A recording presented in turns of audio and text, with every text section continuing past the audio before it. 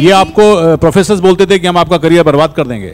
बिल्कुल, आपका करियर बर्बाद है यदि आप राइट के रास्ते पर हैं, यदि आप वामपंथियों के साथ नहीं हैं। If you are not a leftist, you have already ruined your career. Ravan जैसे लोग होते हैं तो उनके अंत के लिए भगवान राम आए, कंस जैसे लोगों के लिए कृष्ण आए, वैसे ही कन्हैया जैसों के अंत के लिए इस काजल का जन्म हुआ है। कि कम्युनिस्ट और जिहादी जेएनयू कैंपस में एक कैसे हो जाते हैं। इंदिरा गांधी जी गई थी ऑक्सफोर्ड में पढ़ने, वो ड्रॉप आउट करके आई हैं, तो वो भी उठा सकती थी ये बात। उसके बाद गए मनमोहन सिंह जी, पर हम सब जानते हैं उनकी क्या हालत है, बेचारे अपना मुंह नहीं खोल पाते हैं। उन लोगों का नाश करने के लिए मेरा जन्म हुआ है जो सनातन धर्म के अंत की बात करते हैं।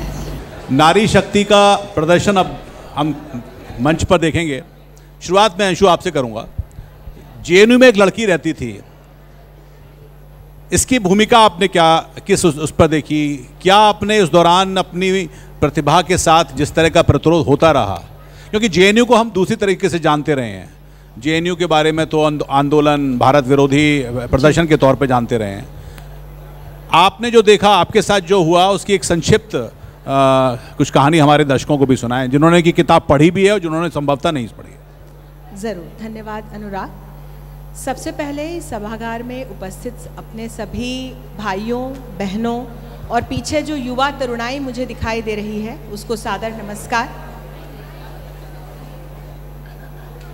गुजरात की ये धरती मेरे लिए बहुत विशेष है। मैं पांचजन्य परिवार को साबरमती संवाद के लिए, आमंत्रण के लिए हृदय से आभार प्रेषित करती हूँ और ये बताना चाहूँगी कि मेरा उपन्यास जेएनयू में एक लड़की रहती थी गुजरात में बड़ा सम्मानित हुआ। गुजरात साहित्य अकादमी ने मेरे उपन्यास को गुजराती में अनुवादित करके जेएनयू में आकांक्षा नाम से प्रकाशित किया। आप में से बहुतों ने हो सकता है इसे गुजराती में पढ़ा भी हो। यहाँ का बेस्ट सेलिंग नॉवेल ये रहा है। और पांचजन्य परिवार को इसलिए धन्यवाद देना चाहूँगी कि मेरे इस उपन्यास का पहला रिव्यू पांचजन्य परिवार द्वारा ही लिखा गया और प्रकाशित किया गया।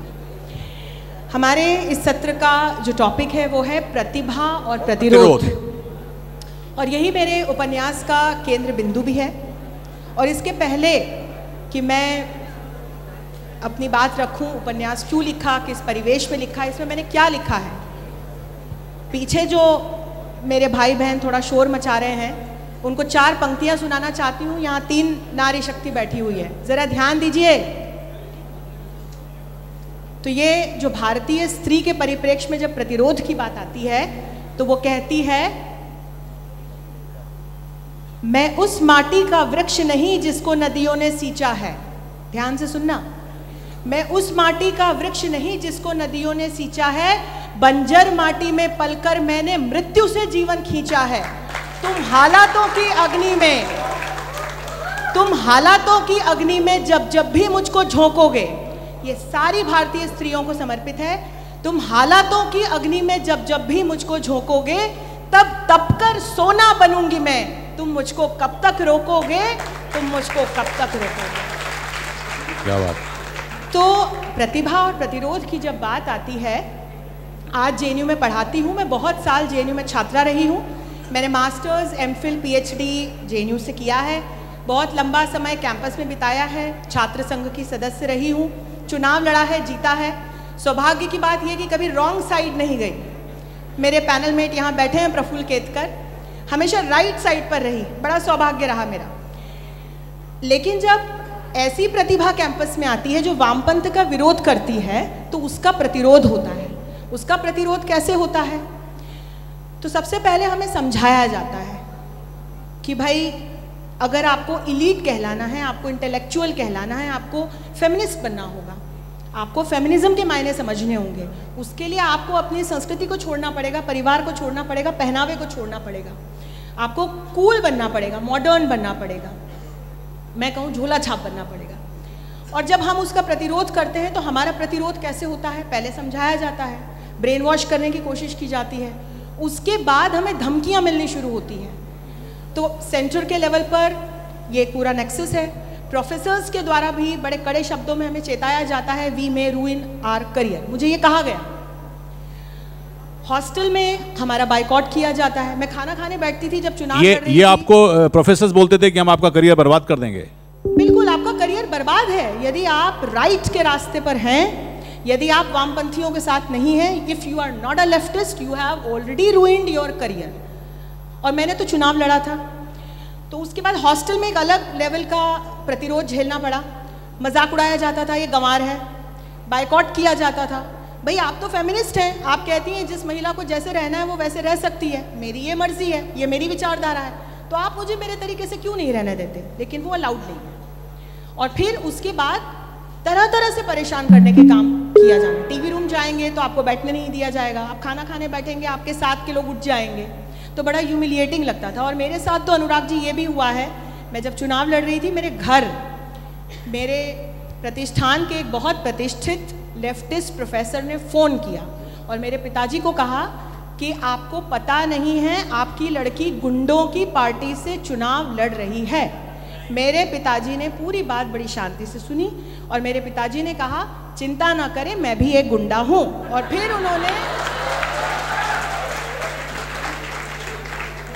उन्होंने मेरी माता जी को कैंपस भेजा। उस समय के मेरे साथी इस बात को जानते हैं, मेरी माँ पूरे चुनाव के दौरान जेएनयू में रही ताकि मैं आराम से चुनाव लड़ सकूं। बहरहाल मैं चुनाव लड़ी, जीती। आगे दूसरे स्तर पर मुझे प्रतिरोध झेलना पड़ा। जब पास आउट हुई तो जहाँ जहाँ इंटरव्यू देने गई वहाँ मुझे पूछा गया, ये सवाल पूछा गया, you are the same girl who contested elections from ABVP ना। और फिर मुझे बहुत वर्ष इंतज़ार करना पड़ा, लेकिन मैंने भी ठान ली थी अब पढ़ाऊंगी तो जेएनयू में। तो 1914 में मोदी जी दिल्ली आए और उसके बाद मैं जेएनयू कैंपस आई। ये कहानी और मैं आपसे इंटरेस्टिंग पूछूंगा। रश्मि, आप इन्होंने जेएनयू में कहानी लिखी, आपने झंडे ऑक्सफोर्ड में गाड़ दिए। आपके साथ क्या क्या हुआ और उस दौरान का जिस लेवल का हैरेसमेंट होता था, जिस तरह से कहा गया, आपको टर्म किया गया, लोगों को रोका गया, जिस तरह से चीज़ें थी, वो अनुभव क्या था, वो संक्षेप में हमारे दर्शकों। वेल, सबको नमस्ते। देश की युवा की यही स्फूर्ति है क्या? नमस्ते। ये रही हमारी देश की युवा की स्फूर्ति। तो ऑक्सफोर्ड को माना जाता है दुनिया का जेएनयू। तो let us set the bar that low to start the conversation. मैं उडुपी से आती हूँ। उडुपी एक बहुत सुंदर सा टाउन है, स्मॉल टाउन माना जाता है, on the western coast of Bharat, बिल्कुल कर्नाटक और केरल के बॉर्डर में आता है। इसे भारत का टेम्पल टाउन माना जाता है क्योंकि आपको हर 500 मीटर में एक मंदिर दिखाई देगा जहाँ पे 1000 सालों से लगातार अन्नदान चले आ रहा है। आजकल जो कहते हैं ना वेस्ट में ऑल्ट्रुइज्म, सेल्फलेस सर्विस, ये वहाँ 1000 साल से चलता आ रहा है। And I was born and raised surrounded by this kind of selfless service, परोपकार और हिंदू धर्म की जो सुंदरता होती है। So just born and raised with that. I think अक्सर कहा जाता है कि छोटे शहर का मतलब छोटे सपने और छोटी आकांक्षाएं, but I think that's very wrong. I think हर बड़ी कहानी छोटे शहर से ही शुरू होती है, क्योंकि ना छोटे शहरों में आकाश बड़ा साफ दिखता है, आपको तारे दिखाई देते हैं, तो लोगों की आकांक्षाएं भी उतनी मजबूत और उतनी हाई रहती है। People Aspire and I think big stories do start from small towns. How many of you here can relate with that? Can I have a show off hands? बस इतने ही, बाकी सारे अहमदाबाद के हैं यहाँ पे? अरे गलत क्वेश्चन पूछ लिया मैंने। तो मैं उडुपी से गई ऑक्सफोर्ड में। तो मैं जब उडुपी में थी, ऐसा नहीं है कि मैं उडुपी से मेरे माता पिता परदादा आते हैं और मैं कहीं शहर में पली बड़ी हूँ और अभी मैं एडवांटेज के लिए बोल रही हूँ कि स्मॉल टाउन से हूँ। मैं बिल्कुल वहीं पली बड़ी हूँ, 21-22 साल मैंने वहीं बिताए हैं। फिर मैंने भरी अपनी ऑक्सफोर्ड की एप्लीकेशन। तो तब ऐसा था कि मैं किसी को जानती नहीं थी जिसने ऑक्सफोर्ड में एडमिशन लिया हो। हम तो फ़ोन इलेक्ट्रिसिटी बिल भरने से भी पहले पूछ लेते हैं ना चाचा से कि ठीक से भर तो रहे ना हम। तो ऐसा कोई था ही नहीं मेरे सर्कल में जिसको मैं दिखाऊं कि मैंने एप्लीकेशन सही से भरा है या नहीं। So with that kind of reckless optimism of a youth, I applied to the university of Oxford. And जैसे वो कहते हैं, you shoot for the moon, if you miss you will land among the stars. और मेरी admission हो गई। हम पहुंच गए Oxford with stars in my eyes and you know absolutely happy कि हम तो दुनिया के नंबर 1 विश्वविद्यालय में पहुंच गए। इससे ज़्यादा क्या चाहिए ज़िंदगी में। हम पूरे एक्सटैटिक फर्स्ट फ्यू मंथ्स। फिर मैं जब लाइब्रेरी जाती थी, क्योंकि वहाँ की कोर्स बहुत कठिन होती है और अगर आपको पास होना है तो 24 घंटे आपको लाइब्रेरी में पढ़ा रहना होता है। You have to become a library rat. तो मैं भी एक बन गई थी लाइब्रेरी रैट। तो मुझे ग्लास केस में एक गणेश की मूर्ति दिखती थी वहाँ पे। तो हम तो नाइव हिंदू वसुदैव कुटुंबकम सुनते सुनते बड़े हुए हैं। हमें लगा अरे यार ये तो हमारी संस्कृति की मतलब दे अप्रिशिएट भारतीय संस्कृति, हिंदू धर्म, इसीलिए लगाया होगा इन्होंने अपने शोकेस में। फिर कुछ दिन बाद मैंने सोचा कि चलो चलो देखते हैं क्या लिखा है इसमें। Then I saw it has been written 12th century lotus feet Ganesha acquired from India. So it was treated like some sort of a trophy of loot. मैं तो साइंस की स्टूडेंट हूँ। मैंने 10वीं के बाद ना हिस्ट्री की तरफ देखा और अकबर द ग्रेट मेरा चैप्टर वहीं खत्म हो गया था। But this prompted me to see कि चल क्या रहा है सोशल साइंसेस हिस्ट्री में। ये लोग ऐसे चल क्या रहा है, मतलब what is the whole scene, why are they why is it okay to put up something that is so pious to such a great civilization and put it up like some kind of a trophy, जबकि गणेश मूर्ति की पूजा करी जाती है। Then when I saw कि यहाँ तो ऐसे पढ़ाया जाता है जैसे कि colonization is a positive experience for the indigenous people, जैसे उन्होंने आके हमें civilized किया। इससे पहले तो हम सारे जाहिलों की तरह जंगलों में रहते थे। And I saw studies, published by the Oxford University Press, which say the Bengal famine was caused by the Hindu Mahasabha and not by Winston Churchill's discriminatory policies. It was shocking for me to see कि जिस university में I take so much pride and which is ranked number 1 in the world, it is pushing such a philosophy and such studies which are absolutely false and which whitewash the blood, sweat and tears of countless Bharatiya people and other indigenous people, Africa के लोग हो, south America के लोग हो, जिन्होंने इसे सहा है, जिनके पूर्वजों ने ये सहा है। And it is like मुंह पे तमाचा मारना, जैसे आप वहाँ हो, आप अपनी शिक्षा करा रहे हो और आप ये सब देख रहे हो, ऐसे लगा कि मेरे मुंह पे किसी ने खींच के तमाचा मारा जब I realized all of this. मैं आपको रोककर ये पूछ रहा हूँ, ये बात तो चूंकि बहुत आपने सही कहा, ऐसे कहा लोगों ने कहा, क्या और भी कुछ लोग थे जिन्होंने इस बात को रियलाइज किया, कभी आपके साथ में आए या आपने जब नोटिस किया तब इसका कुछ ऑब्जेक्शन उठाया? पहले इंदिरा गांधी जी गई थी ऑक्सफोर्ड में पढ़ने, वो ड्रॉप आउट करके आई हैं, तो वो भी उठा सकती थी ये बात। क्या बात। उसके बाद गए मनमोहन सिंह जी, पर हम सब जानते हैं उनकी क्या हालत है, बेचारे अपना मुंह नहीं खोल पाते हैं। अभी थोड़ा समय का है इसलिए मैं थोड़ा आगे आ जाता हूं, फिर आपसे रिएक्शन लूंगा कि आपने किस तरह से फाइट किया, खासकर जो ऑक्सफोर्ड का इलेक्शन था। काजल, आपकी बात आप जिस अंदाज में रखती रही हैं, मेरा सवाल ये है कि क्या ये जो नैरेटिव की लड़ाई जेएनयू हो, ऑक्सफोर्ड हो, दुनिया के प्रतिष्ठित संस्थान है, हमारे मन में बैठाई गई थी, अब जो स्थिति है इनका विरोध होता है, आप जिस अंदाज में बात रखती हैं, कुछ बदला है या प्रतिभा की तरफ से कुछ फेयर सिलेक्शन होता है या अभी भी प्रतिरोध उतना जारी है आपके हिसाब से? सबसे पहले तो एक उद्घोष हो जाए, बोलो सियावर रामचंद्र की, पवन सुत हनुमान की। और पांचजन्य की पूरी टीम का हम बहुत बहुत आभार प्रकट करते हैं कि आपने हमें दूसरी बार ये मंच उपलब्ध कराया। और 2 लाइन तो हम अभी तक किसी ने पांचजन्य के लिए नहीं बोली, तो हम बोल देते हैं कि हो गया है शंखनाद, हो गया है शंखनाद, अब तांडव मचाएंगे, हर एक भारतीयों को एकजुट करके भारत को विश्व गुरु बनाएंगे। और जैसे कि आपने जेएनयू की बात कही, तो मैं ये कहती हूँ कि जब रावण जैसे लोग होते हैं तो उनके अंत के लिए भगवान राम आए, कंस जैसे लोगों के लिए कृष्ण आए, वैसे ही कन्हैया जैसों के अंत के लिए इस काजल का जन्म हुआ है। क्योंकि मैं आपको इतिहास में ले जाती हूँ कि ये काजल भी एक बिजनेस वुमेन थी जिसको कि बस पैसा कमाना है, कंफर्ट लाइफ जीनी है। और 2016 का मुझे वो दिन याद है कि जब मैं अपनी चैम्बर में बैठकर टीवी के सामने ये देख रही हूँ कि भारत के ही राजधानी में यूनिवर्सिटी के छात्र भारत तेरे टुकड़े होंगे इंशाअल्लाह के नारे लगा रहे हैं, और 9 तारीख को 9 फरवरी को वो अफजल गुरु की बरसी मनाते हुए कहते हैं कि अफजल हम शर्मिंदा है, तेरे कातिल जिंदा है। तब तक जो काजल शिंगाला थी वो उस दिन काजल हिंदुस्तानी बन गई थी।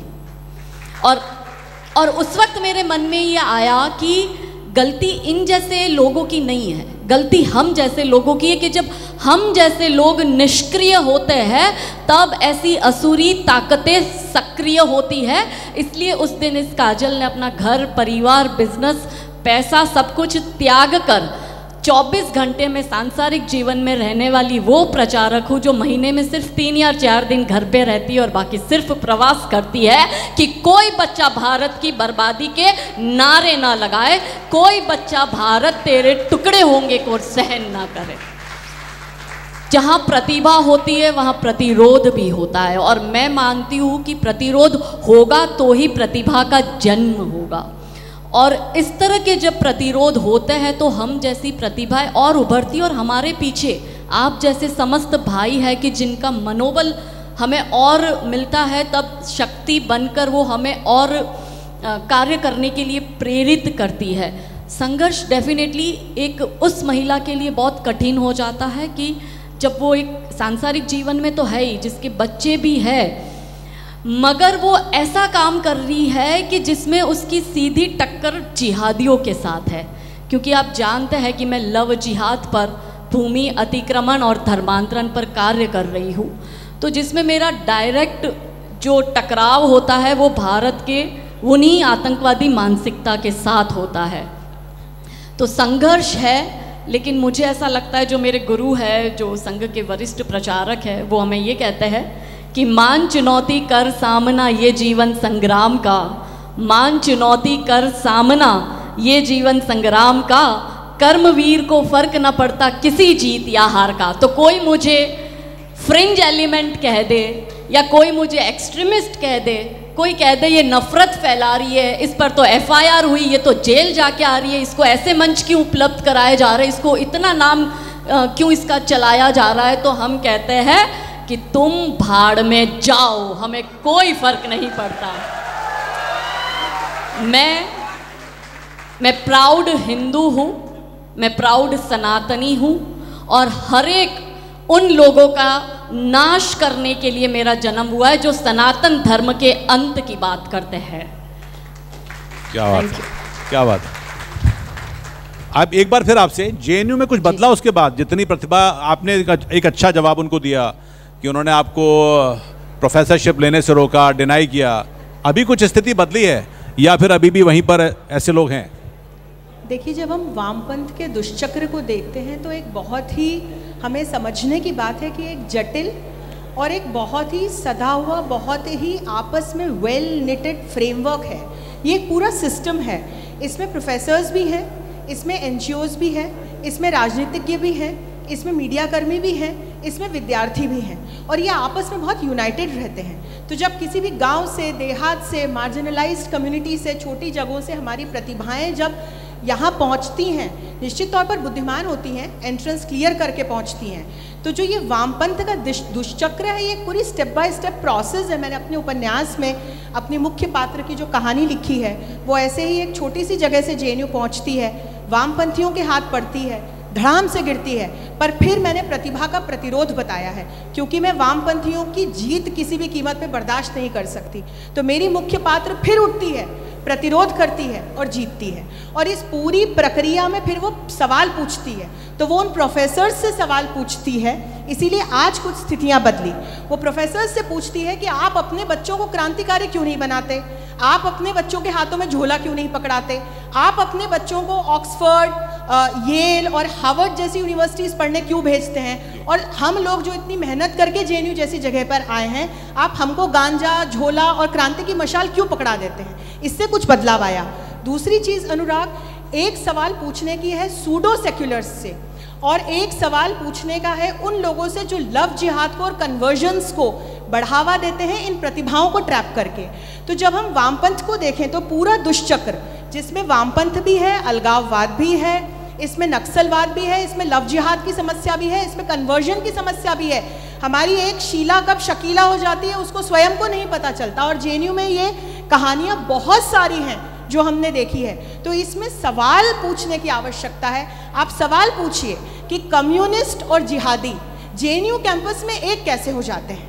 ये कम्युनिस्ट वैसे तो सेक्युलर होते हैं, पर जब रोज़ा रखते हैं तो वो सेक्युलर है, लेकिन अगर हम दुर्गा पूजा करा दें तो वो कम्युनल हो जाता है। अगर मैं इनकी ईद का सेवई खाऊं तो बहुत अच्छी बात है, मैं सेक्युलर हूं, लेकिन मेरी पूजा का प्रसाद हराम कैसे हो जाता है।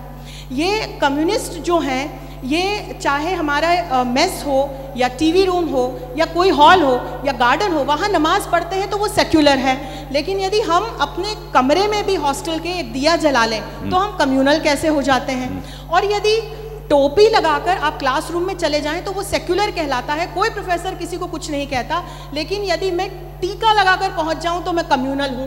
हरा रंग पाक है लेकिन भगवा रंग सांप्रदायिक है। ये सवाल हमारी प्रतिभाओं ने कैंपस में पूछना शुरू किए हैं और इसकी वजह से अब एक बड़ा बदलाव भी देखने को हमें मिल रहा है। रश्मि, संक्षेप में आपसे एक जवाब कि ऑक्सफोर्ड में कितना बदला। आपकी किताब अभी हाल ही में आई है, हिंदू इन द ऑक्सफोर्ड। आपकी संघर्ष, आपकी चुनाव लड़ने, हंगामा होने, इंटरनेशनली हंगामा होने के बाद कितनी स्थिति बदली है? वेल, जब हम छात्र संघ के अध्यक्ष बने थे, पहली भारतीय छात्र संघ अध्यक्ष, तो एक सवाल पूछा गया था, is Oxford ready for a Hindu president, जबकि मेरी कोई भी क्या कहते हैं चुनावी मैनिफेस्टो में हिंदू की बात हुई नहीं थी। एंड उन्होंने डिक्लेयर कर दिया था कि Oxford is not ready for a Hindu president. And इस पे काफ़ी मतलब चर्चा हुआ, भारतीय संसद में इसमें चर्चा हुआ, ब्रिटिश संसद में इसमें चर्चा हुआ, पुलिस में कंप्लेंट हुआ फॉर हेट स्पीच, यूनिवर्सिटी में इंटरनल कंप्लेंट हुआ। उसके बाद इतनी मतलब भारी मात्रा में एक रिजल्ट आया कि the university was compelled to change its 1000-year rule on freedom of speech, the so called freedom of speech, which would only come in force when Hindus were being attacked, indigenous people were being attacked, and the same freedom of speech would not be applied when other religions would be questioned in a similar way on campus. तो ये जो दोगलापन और जो hypocrisy का जो चल रहा था 1000 सालों से वहाँ पे, तो उस पे एक फुल स्टॉप लग गया, which I'm very proud of कि we were able वो ग्लास सीलिंग तोड़ने में थोड़ी बहुत आप कामयाब हैं, या क्रैक्स डालने में थोड़ी बहुत? मुझे लगता है हमने तोड़ दिया, हो गया। काजल, एक आखिरी सवाल मेरा आपसे। आपको तो खिलाफ पीछे पड़ते हैं कि आप तो हेट स्पीच फैलाती हैं, लेकिन जनता का समर्थन कितना आपको रहा है? और इस दौरान जैसा आपने कहा कि आप घर से निकलकर अब आप सामाजिक क्षेत्र में हैं, इसमें कितना बदलाव देखा? देखिए, मुझे लगता है मेरा जो पूरा 8 वर्ष का संघर्ष है, मैंने 2016 से अपना संघर्ष शुरू किया था, आज ये हालत है कि अब जब हम सभाएं करते हैं, पहले जब हम संघर्ष करते थे तो एक भी महिला नहीं आती थी, आज हालत ये है इन 8 वर्षों में कि हमें भाइयों को बाहर भेजना पड़ देता है, क्योंकि जहाँ भी हम जाते हैं वहाँ हॉल पूरा भर जाता है और भाई बाहर जाते हैं। इसलिए चंद शब्द में, क्योंकि संघर्ष और FIR हुई है, जेल में तो हम गुजरात में जाके आए हैं और निरंतर धमकियाँ मिल रही है, इसलिए इधर जो बच्चों की संख्या ज़्यादा है तो उन छात्रों को ये समर्पित करती हूँ कि पेशेंस होना बहुत ज़रूरी है, नेवर गिव अप वाला एटीट्यूड होना चाहिए, और यदि आप ऑनेस्टी के साथ अपना काम करेंगे तो साक्षात भगवान आपका साथ देंगे। कि माना की है अंधेर बहुत और चारों ओर नाकामी है, माना की हिम्मत टूट रही आँखों में निराशा छाई है, माना की चांद पर ग्रहण है और रात अभी गहराई है, पर श्री कृष्ण ने कहा है, श्री कृष्ण ने साफ कहा है कि कर्म तुम्हारा कल होगा,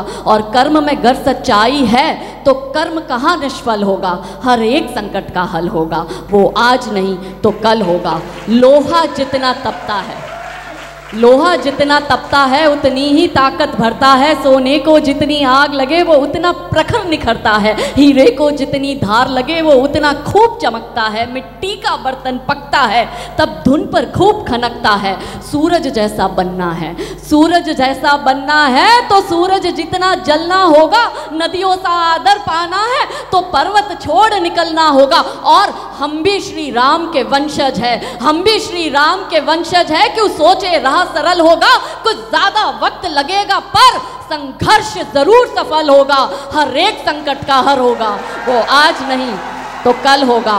तो अंत में पुनः सनातन उदित होगा, पुनः सनातन उदित होगा, हार कर मत बैठ जाना, एक हिंदू मैं जगाऊं, एक हिंदू तुम जगाना। बोलो सियावर रामचंद्र की, पवन सुत हनुमान की, भारत माता की, भारत माता की, वंदे वंदे। Thank you.